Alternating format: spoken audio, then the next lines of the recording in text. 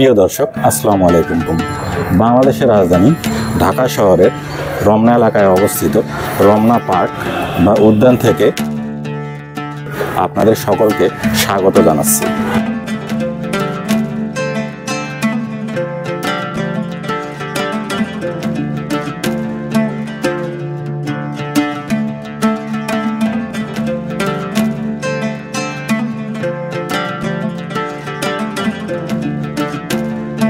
Ramna park বাংলাদেশের অতি প্রাচীন একটি পার্ক।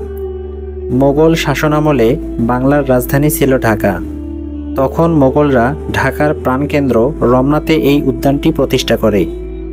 ধারণা করা হয় ১৬১০ সালে বাংলার সুবেদার ইসলাম খাঁর শাসনামলে উদ্যানটি প্রতিষ্ঠিত হয়। তৎকালীন মোগল সম্রাট ছিলেন জাহাঙ্গীর। প্রতিষ্ঠাকালীন উদ্যানটির নাম ছিল বাগ-ই বাদশাহী, যা ১৮২৪ সাল পর্যন্ত একই নামে পরিচিত ছিল। সে সময়ে উদ্যানটির বিশাল এলাকা জুড়ে বিস্তৃত ছিল। এখনকার সোহরাওয়ার্দী উদ্যান কিন্তু তখন এই রমনা পার্কের অন্তর্ভুক্ত ছিল। ১৯০৫ সালে বঙ্গভঙ্গ রদের পর রমনা এলাকা ৩ ভাগে ভাগ হয়ে যায়। এরই ফলে রমনা উদ্যান ও রেসকোর্স ময়দান আলাদা হয়ে যায়। সোহরাওয়ার্দী উদ্যান বাংলাদেশ স্বাধীন হওয়ার আগ পর্যন্ত রেসকোর্স ময়দান নামে পরিচিত ছিল। পরবর্তীতে মোগল সাম্রাজ্যের পতনের পর অযত্ন অবহেলায় উদ্যানটি তার শ্রী হারিয়ে ফেলে এবং জঙ্গলে পরিণত হয়। রমনা পার্কের ভিতরে রয়েছে শিশু প্রাঙ্গণ। শিশুদের বিনোদনের জন্য ভেহিকল, দোলনা সহ বেশ কিছু সংখ্যক খেলার উপকরণ রয়েছে এখানে।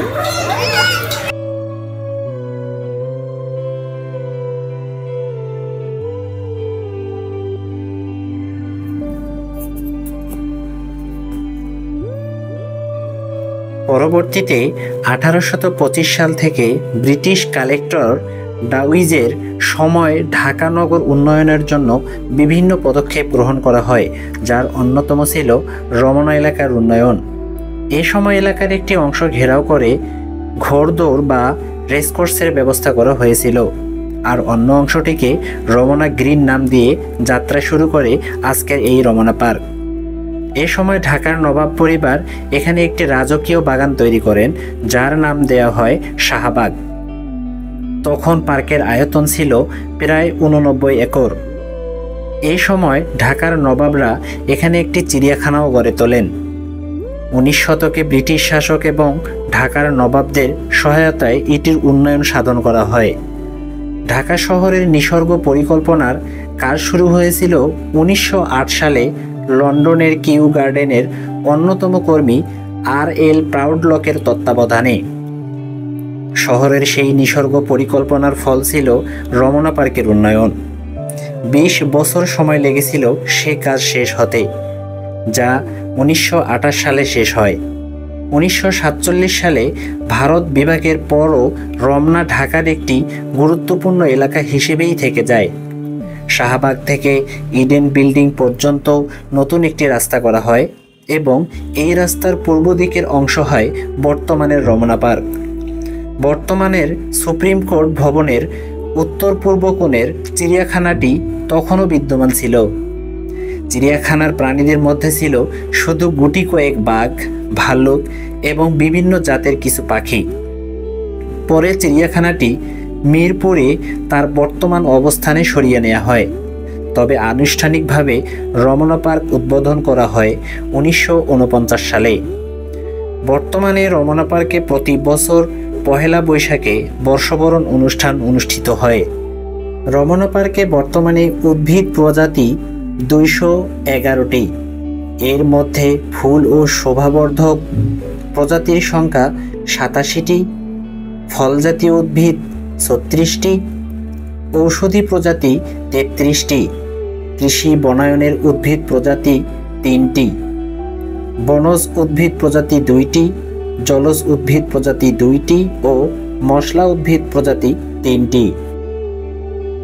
প্রতিদিন সকালে ও বিকালে এখানে হাঁটতে ও ব্যায়াম করতে আসেন কয়েক হাজার মানুষ।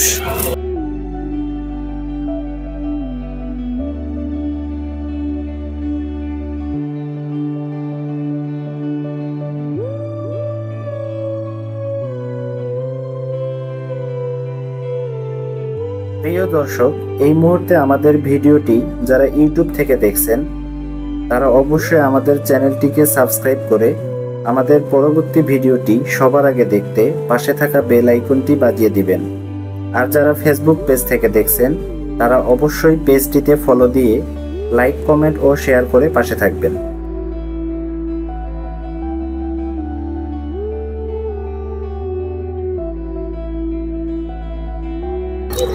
প্রিয় দর্শক, আমি এখন দাঁড়িয়ে আছি রমনা পার্কের রমনা বটমূলে। প্রতি বছর বাংলা নববর্ষ তথা পয়লা বৈশাখ ভোরে রমনা পার্কের এই বটমূলে বাংলা নববর্ষ অনুষ্ঠান হয়ে থাকে।